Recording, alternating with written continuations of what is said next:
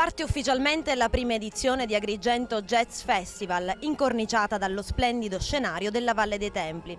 4 serate ai piedi delle colonne doriche del Tempio di Giunone all'insegna della buona musica, ma soprattutto degli appuntamenti che si pregiano di presenze artistiche di qualità appartenenti al panorama internazionale. Ma a fare gli onori di casa, ad aprire la kermesse sul palco di Agrigento Jazz Festival, l'agrigentino chitarrista Francesco Buzzurro e l'armonicista, compositore, anche lui made in Sicily, il palermitano Giuseppe Milici, entrambi 2 fuoriclasse della musica.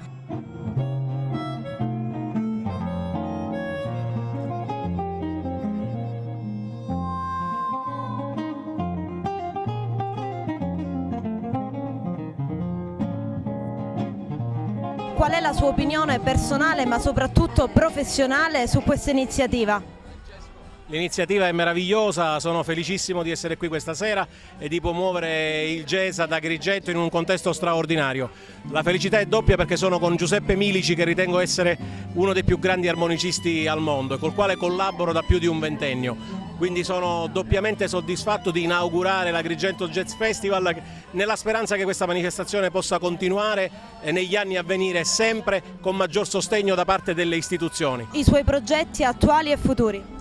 Ma sicuramente una lunga tournée che mi porterà in Germania, in Indonesia, negli Stati Uniti e in tantissimi altri posti, e soprattutto il prossimo disco, che si chiamerà Il Quinto Elemento, che è ispirato alla filosofia empedoclea e ha uno strettissimo legame con la mia terra e soprattutto con la città di Agrigento. Lei è un made in Sicily, viene da Palermo, qual è la sua opinione su questa iniziativa?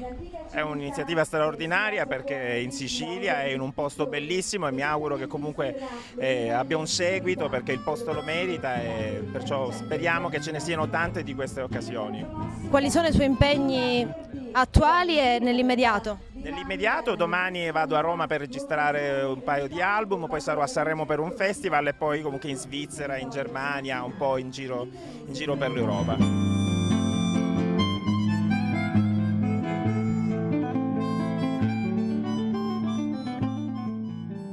Un bilancio di questa prima serata e cosa ci aspetta ancora? Allora, questa prima serata di ieri è stata veramente un grande successo di pubblico e più esattamente quello che ci aspettavamo, una grande risposta da parte di tutti gli appassionati e non del jazz ad Agrigento, non solo agrigentini, questo è il nostro vanto. Stasera l'esibizione continua del Jazz Festival con l'esibizione di Danilo Rea, il grande pianista che ha collaborato con Baglioni, con Gino Paolo e con Mina. Sarà un trio. Ci attendiamo anche questa sera un grandissimo successo. Ci sarà l'esibizione del jazzista newyorkese Jason Lindner e poi concluderemo in bellezza con Roberto Gatto, il suo quartetto, domenica.